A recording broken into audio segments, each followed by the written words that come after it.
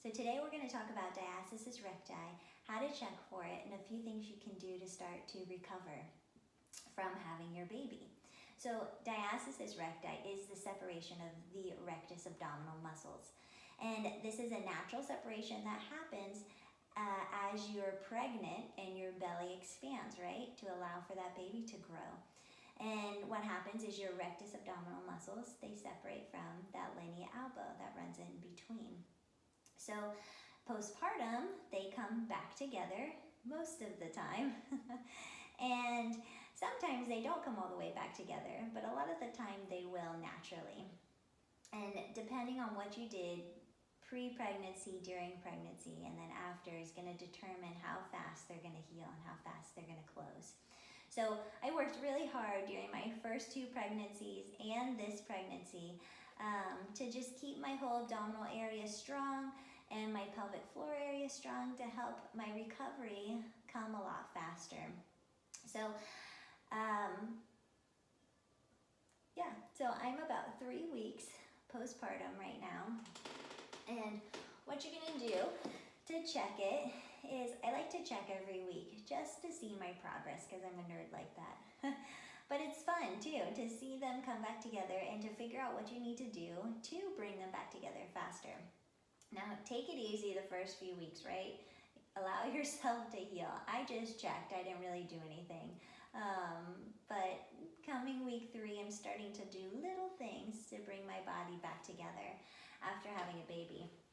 So lay on your back flat, and you're just going to sit up, and you're going to check with 2 fingers this way, okay?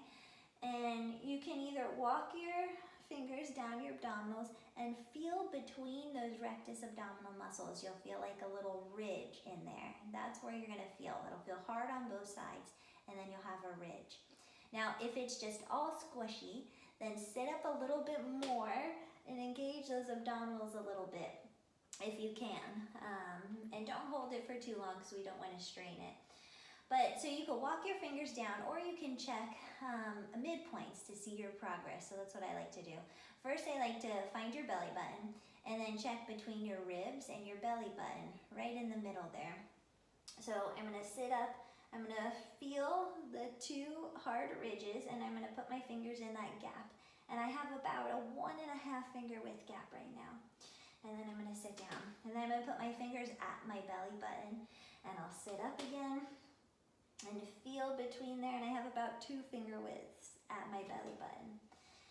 And then I'll come down, and then now I'm gonna feel right between my pubic bone and my belly button, so that midpoint there. I'm gonna sit up, and I have about a 1 finger width gap between in my lower abs. So what you wanna do is feel the width between your abdominal muscles, but then also feel the depth. Okay, so it should feel like a trampoline. It should be a little bit firm as you push down into your abdominals, okay? Because what happens is if you're working those transverse abdominal muscles, which lay behind your rectus abdominals, then you're gonna feel that trampoline feel.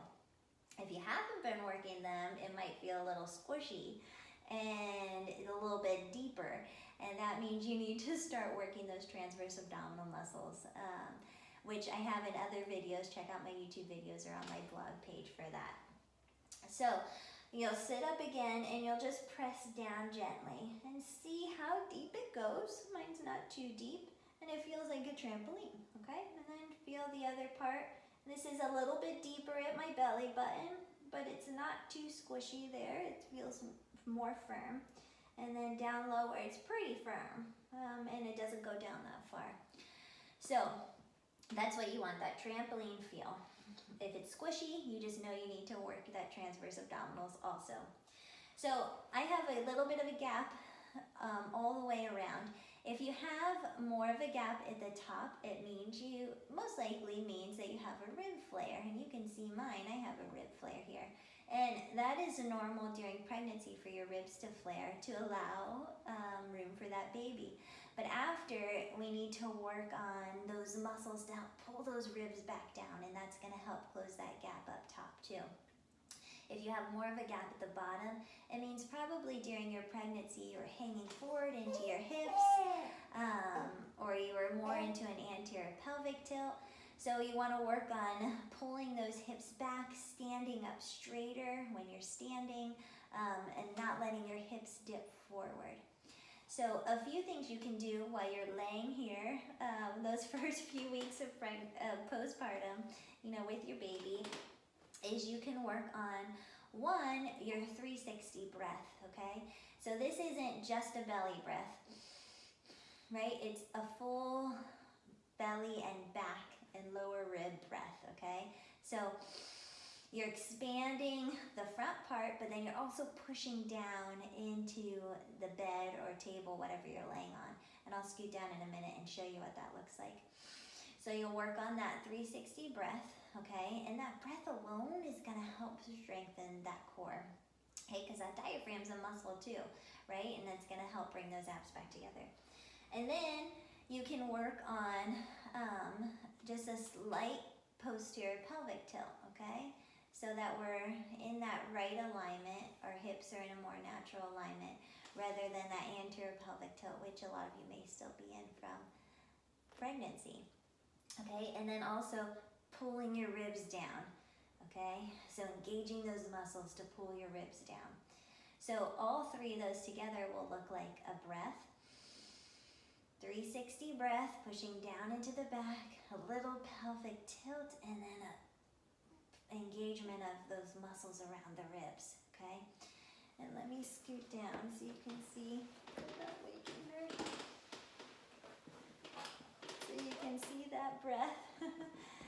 So, make sure she doesn't roll. Okay, so that breath looks like, see how I pushed my back into the table too? It wasn't just a belly, okay? It's a full 360, and then you can pull your ribs down and tuck your hips slightly and hold it, okay, just for a second, and then release, and then do your breath, and then tuck your ribs, pull your hips under, and then release. And once you get that, then you can do it with your transverse abdominal hug. If you know how, if you don't, check out my other videos. And if you're immediately postpartum, you're not gonna feel that transverse abdominal hug if you've never worked it before. So do that a little bit later on, okay? After you're able to feel those muscles engage.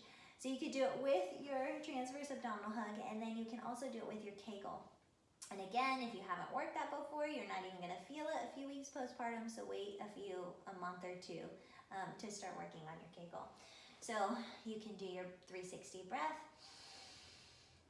your transverse abdominal hug, okay? Your kegel, your pelvic tilt, and then tuck in those rib flares.